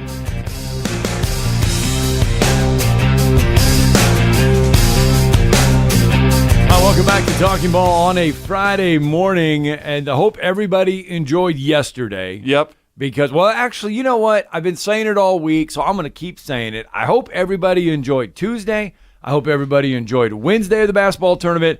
And I hope everybody enjoyed yesterday because, you know what? We did not have the fans, the bands, and everybody in the stands. We didn't have it last year. And it was so fun to watch yesterday because it made me just remember how special March Madness really is. today, really, the mindset for everybody in the state of Alabama huge for the state is going to be glued to the state because all 4 of our teams are playing on our air right here on 97.7 ESPN The Zone, Alabama and Notre Dame in San Diego. Yes, we are. And who better than to help us break it down? The longtime color analyst for the Crimson Tide Sports Network. He's suffering over there in the great city of San Diego, and that's Brian Pasek, and he's with us for a few quick minutes this morning. Brian, welcome back. I know it's got to be rough being in San Diego right now, man. The best town for weather, really, it is. Listen, I'm just out here working hard for the Tide. I'm just clocking in every day, trying to get ready. And there are worse places to be than San Diego, California. I was joking on Twitter that I predicted Buffalo. I had a feeling it was going to be Buffalo. And as I'm sitting out in the sun yesterday and wondering if I had enough sunblock on, which I did not, by the way, I'm thinking, you know what? We are definitely not in Buffalo, and I could not be happier about it. So all first and second round locations are not created equal in the NCAA tournament, and I am thankful for that, especially this year. It's been incredible. Yeah, Brian, you went through it all last year with Alabama in Indianapolis. That is hard to say. Yeah, and during the regular season, doing the games remotely. Yeah, but what was, we haven't even played a game yet. How different is it from last year to this year? I would say that the whole season has kind of been like that. Not that I need any more of a reason to appreciate how special college basketball is, but kind of been able to do that this year because, sometimes, you don't know what you have till it's gone. And the fans are such a huge part of not just sports, but of college basketball specifically. This is a sport that without the fans and students and band, cheerleader, all that goes into the pageantry of college athletics, and really, in my opinion, especially college basketball, because of the proximity to the court, and it was so different last year. And I think last year we're just thankful that we had a season and that the guys were able to compete, guys and girls, by the way. When you look at college basketball, we weren't sure if that was going to happen.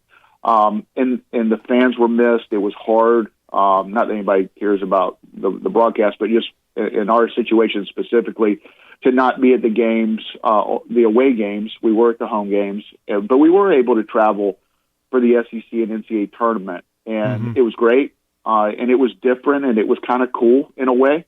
But to not have full arenas is not what you sign up for in the SEC and NCAA tournament. And this year we have that, and it just makes it even more special. And I think everybody's just having even more fun with it and appreciating it. And hopefully Alabama will be in this tournament for a while, and we get to continue to experience it. Well, and speaking about experiencing something on Wednesday, what a game that was. I hit it on the head. I thought everybody was picking Rutgers so Notre Dame would win, but it was one of those like the UCLA game a year ago with Michigan State. Except this one goes into double overtime. Both teams played at a high level, Brian. What did you take from watching Notre Dame and Rutgers? Well, it was a great game, number one. Just highly entertaining. And I think, we all would have, as people that follow Alabama, would have been glued to the TV regardless of if it was a good game or not, just in preparation, knowing that you're going to play the winner of that game. But it was a fun game to watch. As good a first four game as I've ever seen. Listen, I don't know about y'all.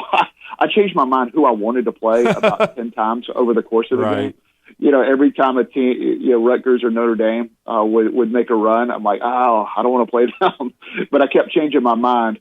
And what I was hoping for at the end was overtime and then double overtime. I didn't get the triple overtime I was hoping for, but we almost did. Thought we were when Ron Harper Jr. hit that three with about 10 or 15 seconds to play to tie it up. But ultimately, Notre Dame won the game. And listen, they're a very good team. I know the ACC is down, but they went 15-5 in the ACC, finished second. If you ever would have told me that a team that finished second in the ACC with a 15-5 record would play in the first four in Dayton. I mean, I would not have believed you. And when I watch them, they're talented. They're really good offensively. They shoot the three. They're super dangerous. And I hope they didn't sleep at all last night. And I hope they're really tired because they're a really good team that is very capable of not just being Alabama, but making a run in this tournament. We talk about teams, and we've talked a lot about going into this tournament, teams that have been playing well, teams that are hot coming in. It sometimes lends to success in the NCAA tournament. Last year, Alabama came in, SEC tournament champions, playing some really good basketball. They make a great run in the tournament this year. Maybe not coming in playing some of their best basketball, but Brian, this team is still fully capable of making a run. Yeah, no doubt about it. And I thought, even though the last two games of the season were disappointing losses, I thought the way they played, especially on the defensive end, which is where this team has struggled this year, I thought they took a step forward defensively against LSU and against Vanderbilt. Now, in the Vanderbilt game, there was so much foul trouble that it really took away your aggressiveness, and a lot of the foul trouble was self-inflicted, so those are things that you have to get better in and clean up. But I thought defensively this team has tried to focus in on areas that they've struggled and gotten better. And I thought the first half performance against Vanderbilt in the SEC tournament was one of the better halves of the year. And then once you've got your top three scorers and arguably three best players, all with 4 fouls with over 8 minutes to go, that is a problem. Especially against a Vanderbilt team who's proven late in the season to be a very good team. And I think a team that if they would have been healthy, if they would have had the roster that they had in Tampa and now advancing in the NIT tournament, if they would have had that roster all year long, I think without question that's an NCAA tournament team. So that was a disappointing loss because of how it unfolded, up double digits in the second half. But hopefully it's something they can build off of, especially on the defensive end. Well, and they're going to have to guard the ball very well because if you watch that Notre Dame game, and I was watching it very closely against Rutgers, they did a really nice job of spreading the floor with 5 out and then really attacking the rim hard. Brian, they only shot 19 threes, went 6 of 19, but they had a lot of points in the paint in that game and really dominated that aspect of the game against the Scarlet Knights. Yeah, and they did it against one of the best defensive teams in the country. I thought Rutgers did a great job of taking away what Notre Dame wants to do, but as really good offensive teams do, they figure out a way to take what the defense is giving them, and they did that. You look at them statistically over the course of the year, and usually they have 5 guys on the floor, 4 at the least, that can really shoot the three and prefer to shoot the three. The only guy that doesn't look for the three-point shot is Paul Atkinson Jr. at 6'9", 230. He can score around the rim and was really effective last night, but they will spread you out, pick and roll, drive and kick. You've got Blake Wesley, one of the best freshmen in the country, that does a good job of scoring at the rim and at the three-point line. But three-point defense will be a key against Notre Dame. It was, I'm sure that was part of the Rutgers game plan, and they did a great job of executing that. But I guess it just shows you how impressive an offensive team Notre Dame is. When that was taken away by one of the top defensive teams in the country, they figured out other ways to score and obviously got a huge win and advanced to come out to San Diego. So obviously when you look at Alabama, then if you're Nate Oates, obviously you stay doing what you're doing. But what are the Tide going to have to do fundamentally to get past Notre Dame? I think, the things that this team has to improve on will be true against Notre Dame or hopefully against probably Texas Tech if you're able to advance against, in the game against Notre Dame. But this team defensively has to defend the ball. We saw that in the game with Notre Dame and Rutgers, the ability of Notre Dame to break Rutgers down off the dribble and make plays at the rim. Alabama has been up and down in terms of the ability to defend the basketball, and Notre Dame does a great job of getting to the basket, defending the pick and roll, and then offensively, you got to take care of the ball. Alabama has been really loose with the ball against teams that create a lot of turnovers. They've been really good with teams that don't do that. Alabama's just struggled. That's been an aspect where they have struggled on the offensive end. So if you could do those things, I love Alabama's chances to advance. This is a Notre Dame team that is dangerous, but you kind of know what you have to do against them. But like against good teams in the NCAA tournament, easier said than done. But I think that the game plan is not complicated on what it'll take to beat the Irish. And crazy, though, Notre Dame did force 13 turnovers against Rutgers, but they only had 5 themselves, Brian. Alabama's going to have to generate more than 5 live ball turnovers from Notre Dame to win that game. You've got to force them into some mistakes.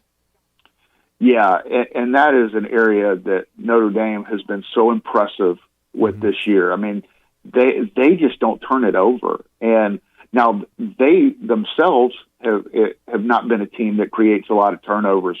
What they're doing, and hopefully Alabama can do that. But I think more important than that is keep them out of the lane. And staff should be very familiar with graduate transfer Paul Atkinson Jr. because they got Jordan Bruner from the same program at Yale. Yeah, that's right. And this is we're in a time in college basketball where transfers are making such huge impacts everywhere across the country. And Atkinson Jr. gives Notre Dame than a lot of their guys. He can post you up. He can score around the rim. A big physical presence at 6'9", 230. He's able to score at the rim and rebound. So he's a really good player and complements what they do on the offensive end.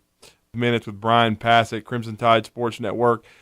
Is the key to the drill still for Alabama the play of Javon Quinterly? Who's kind of the X factor in your mind for Alabama playing well and getting a win and advancing with a shot to play the winner at Texas Tech and Montana State?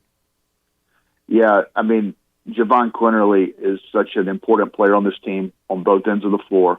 I think he and Shackelford are critical. And you look at the 4 guards for Alabama, when those 4 play well, and really when 2 or 3 of those 4 play well, good things typically happen for the Tide. But I think specifically in this tournament and against Notre Dame, it starts with Javon Quinterly.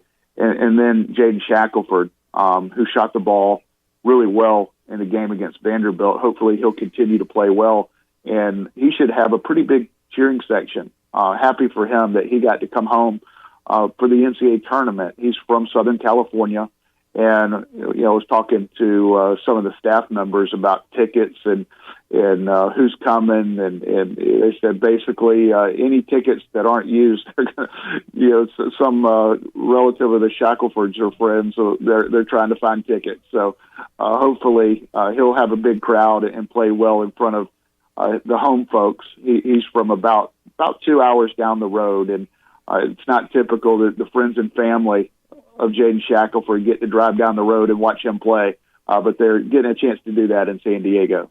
And Nate Oates, before he even left to go to San Diego in his press conference, Brian, talking about the expectations for this team, and he said, it's funny that we're talking about expectation tournament. Now we're talking to expectations. Yeah, and listen, I love it. I mean, I appreciate the fact that Alabama's in back-to-back NCAA tournaments for the first time in 15, 16 years. It's something that we got real used to 20 or so years ago, but it hasn't been the case. And love the fact that the expectation level is to be in the tournament and hopefully make a run. And, Alabama will have a chance to do that. And when you look at the future, the guys that are coming back, and we don't know what the roster will look like from that standpoint just yet. But when you look at who should come back in a top 3 recruiting class and where this program is headed, hopefully the NCAA tournament will be something that we'll just assume will be the case each and every year. But I guess my memory's too good because I remember the last time that Alabama was in San Diego, you thought you were going to go to the tournament every year.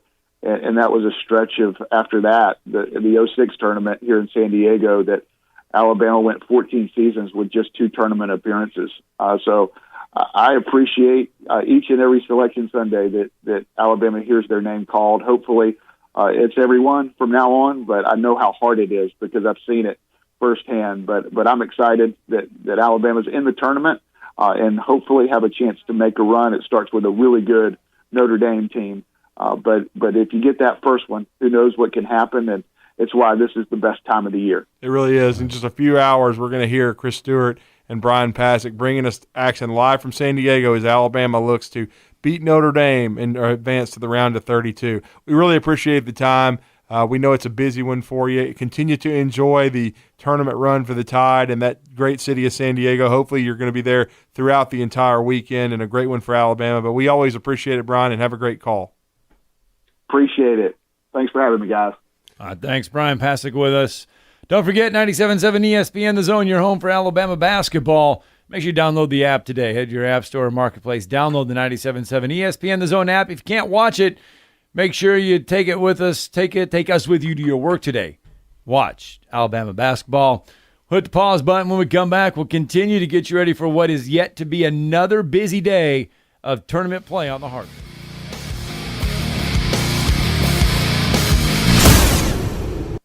You're listening to Talkin' Ball on 97.7 ESPN The Zone. Dealing with wet streets now, so you want to slow down. Definitely watch that stopping distance. Still got Mooresville Road closed near Black Road in Limestone County. Had a serious accident working there. And we're having problems with the railroad crossing signal at Drake and L&N. HPD should still be with that one. Got QuickBooks? Snelling has positions for experienced accounting professionals.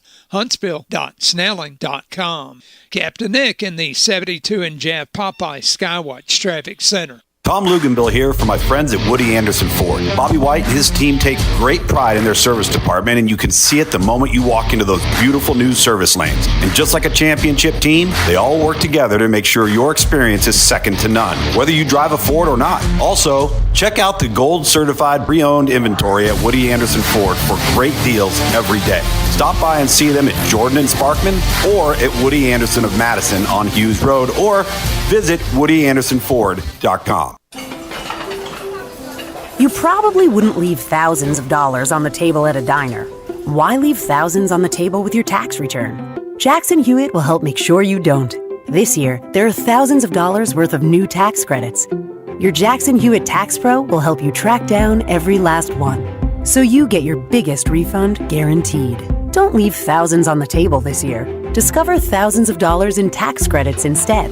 Check, please. Learn more at jacksonhewitt.com. If you're ready to lower your utility bills, it's time to call Eagle Insulation. Eagle can handle it all. Attic re-insulation, insulation removal, wall insulation, and new construction insulation, commercial and residential. Our primary goal is to save you money, and lots of it. Typical clients realize their return on investment within 3 to 6 months. That means the re-insulation actually pays for itself and then some. See if we can help you. Contact Eagle Insulation today, 256-755-1556, or log on insulatewitheagle.com. This is Wes Neighbors talking to Chris Haygood of Bob Wallace Appliance. Chris, what sets you apart from other appliance dealerships? Wes, these appliances are going into the most used room in your house, your kitchen. The way we have these appliances displayed, it's easy for you to visualize how they'll look in your home. Wes, what sets us apart is the people. They're well trained. In fact, they live and breathe these appliances. And if you need service, you'll really appreciate our parts department. Contact Bob Wallace Appliance at 256-533-2121. I love overpriced stuff. Avocados, designer t-shirts, artisanal water. That's why I get my internet from the other guys. Paying more for the same stuff. What could be better? Wow is better. For just $19.99 a month, we give you the super fast, extra reliable internet you need. Act now before this deal is gone. Internet 100 for just $19.99 a month. Plus, learn how to get up to $300 on us. Sign up at Huawei.com. Wow. Limited to new customers with autopay and paperless billing. Equipment, taxes, and fees extra. Offer subject to change. Restrictions and terms apply. Attention Huntsville. This is your very last opportunity to purchase the best lakefront living for North Alabama. Saturday, March 19th on 43,000-acre Pickwick Lake, Alabama Land Sales will be offering the final release of prime lakefront home sites in a gated community with paved private roads, central sewer, underground utilities, and low taxes. Direct waterfront with amazing views starting at just $49.9. The first 4 phases of new-to-market parcels sold in one day, so set aside Saturday, March 19th to take advantage of this final release and learn more by taking a video tour at 888-544-LAKE.com, then call 888-544-LAKE for an early showing. That's direct lakefront with 153 feet of water frontage, just $49.9. Gated community, convenient to Huntsville on Pickwick Lake. Call or click 888-544-LAKE.com, then call 888-544-LAKE for an early appointment. I'm attorney Gary Lackey. You know, you'll hear people say we're like a family, but here at the Lackey Law Firm, that's really true, not just a saying. I'm Justin Lackey. With my father and my sister, we have a special connection to each other. I'm Jennifer Lackey. At the Lackey Law Firm, when we take on your case, you become part of our family. You really do. And we'll always do whatever it takes to get everything you deserve. If you're injured, you worry about getting well, not about paperwork or insurance companies or figuring out how to get to your lawyer's office. I'll come to you. We worry about your case so you don't have to. When you've been injured, we know that your case is probably the biggest thing going on in your life. More important than almost anything else. And it's important to us too, for one simple reason. Family takes care of each other, and at the Lackey Law Firm, we'll take care of you. The Lackey Law Firm. The Lackey Law Family. 1-800-4RIGHTS. No representation is made that the quality of the legal services to be performed is greater than the quality of legal services performed by other lawyers.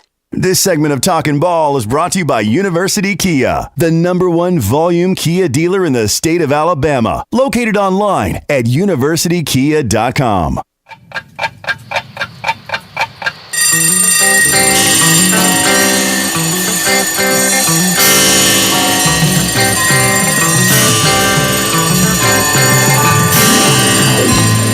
It's time for tomorrow's headlines today with Scott Tyson and Drew DeArmond on 97.7 ESPN The Zone. Welcome back. Talking Ball live from Metro Diner along Highway 72 here in Madison. Just enjoying a little breakfast. And I say a little breakfast. I kept it little.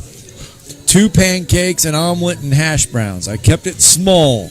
See, what you're forgetting to tell them is the pancakes are as big as manhole covers. That's what you're not telling them, Scott. I kept it small. I did. When I say I kept it small, I didn't have toast. Right. So I didn't go with the toast. Right. So I kept it small. You partaking in the French toast, sausage, and bacon. I'm proving to everybody that their bacon is crispy right now. Yeah, but you're doing something that I have never seen done. And that is, you are dipping your bacon in mustard. Mustard is underrated. I've never. I'm sorry. I've seen people dip it in syrup. Mm-hmm. I've seen people. I've never seen someone dip bacon in mustard before. Yep, that's what I'm doing. Hey, that's fine. Whatever you need to do to eat here at Metro Diner. Hey, this croissant French toast is legit. I can just tell you that. I should have an order of that as well. But no, I'm going to be like a lead weight on the tennis court. I got to play that later this morning. Around noon. So I was indoors. Indoors, obviously, because it's raining. But I did want to, since it is your tomorrow's headlines today, I do want to talk a little Braves baseball because yesterday Mike Soroka meeting with members of the media, and Drew, he did say that he is still targeting a late June, early July return. Around the trade deadline. Around the trade line. He said that they've always talked about it being a year from surgery to the date to return. Says he's feeling great. He's running with the trainers. He's going to begin long toss in the next few weeks. But Mike Soroka's return is set for, he's hoping for early July. And that would be quite a return for him because he's been through so much with the 2 torn Achilles tendons. And if he can come back, it would be a remarkable story because he was turning into one of the best pitchers in all of baseball.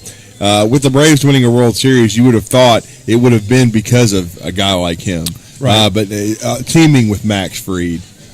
But But Max was able to bounce back after a slow start last year, threw his best baseball in the postseason without Mike Soroka, which is remarkable. They brought back Charlie Morton, who is, as you remember, got hurt in the World Series, broke his leg, but still the Braves had guys step up and do their jobs, and it was just a remarkable run for Atlanta last year, with a lot of guys taking advantage of opportunities, including Kyle Wright. And I'm anxious to see if this spring training for Kyle is the one where he can finally knock down that door. And what I mean by that is he's been one of these guys that's been up and down between AAA and the major leagues. Can he finally solidify a spot in the rotation and an everyday role with the Braves? And I think he's definitely capable of it. He certainly threw the ball extremely well in the World Series last year when he got his opportunity on the World Series roster. And so really excited for Kyle Wright to see, where this is going to take him. All right, the other Braves news that is worth reporting, Alex Anthopoulos did say yesterday that the tentative plan is for Ronald Acuna Jr. This is a light framework, but it does allow an idea of what the plan is right now for Ronald Acuna Jr. going forward. Tentatively DHing around April 21st, and then the outfield by May 21st. Yep. So I know Acuna just hit a batting practice home run off the scoreboard the other day. Said he was back. Said he felt really good, but they're not going to rush him since he's coming back from the ACL. And that's something to remember is that the National League now does have DH. It's universal. So, and which means Marcell Ozuna can play it as well. And you could also see the new addition, Matt Olson. They could rotate guys at DH. I think it's mostly going to be a situation once Ronald Acuna is comfortable being back out in the outfield where Marcell Ozuna would do it, even though they also need to most people believe Adam Duvall is going to come back to the Braves.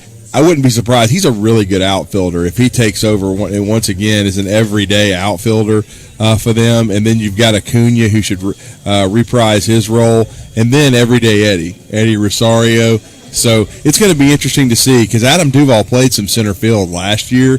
Is he going to be the center fielder? Are they going to trust that to Acuna, or do they want Acuna and Wright, or are they done? Because from what I understand, they're still in the sweepstakes for Jorge Soler. Okay. And Soler is, I think he's also considering the San Diego Padres, so it'll be interesting if the Braves re-sign Soler. He's really a corner guy, and if they would be confident enough in Ronald Acuna to play center field with that rebuilt knee. I just saw a picture on Twitter of the arena of St. Peter's. Right. And, folks, let me tell you, Spraggins Hall is bigger than, am I not joking? No, you're not. You're not joking at all. I'm showing you the picture, and Spraggins Hall is bigger, I think, than the arena of St. Peter's. Yeah. That just tells you how small of a school St. Peter's is and how big that upset is over Kentucky. They're a Division I school, but they may have even less athletics than UAH. Wouldn't surprise me. You only have 28 kids. UAH's enrollment is around 10,000. Yeah. I mean, 2,800. It's 4 times as big because it's 2,600 students at St. Peter's. Crazy. See, as much as I didn't know about what's the school the other day, I totally even that we had to ask our Bryant Bulldogs. Yeah, as much as little as I knew about Bryant, the little I knew about St. Peter's until this morning when I started looking. Speaking at of that, St. Peter's, Rhode Island hired their coach last night, and it's a familiar name, Archie Miller, back on the sidelines. He is going to, after his demise at Indiana, he's going to restart his career. And I wouldn't be surprised if Sean Miller ended up back at Xavier, back kind of where it started. Interesting. Because Xavier's made a coaching change as well. Or could Chris Mack go back there? Did Sean Miller get a show cause at all? I don't think he did. Okay. We'll have to look at that. We'll have to look that up, though. All right, that's going to do it for our 2 hours live from Metro Diner along Highway 72 in Madison. It's this week's Zone Deal. WZZN. It's almost gone. Off. Yeah, only 16 left. So WZZN.halfoffdeal.com. Starting at 11:40 a.m., the Auburn Tigers Central Time on TNT. Redmont Vodka and Vulcan Gin. Alabama-made premium quality spirits owned by our very own Charles Barkley. 8 times distilled, gluten-free, and non-GMO. Whether you choose to sip Redmont on the rocks or blend it with your favorite mixers, you will definitely be able to taste the difference. Pick up some Redmont Vodka and Vulcan Gin today. Available in ABC stores and package stores. For information, visit us responsibly. Find your rhythm, feed your rhythm at Rhythm on Monroe. Not just a great restaurant and rooftop bar, but the perfect spot to relax and take in a beautiful scenic downtown sunset on the rooftop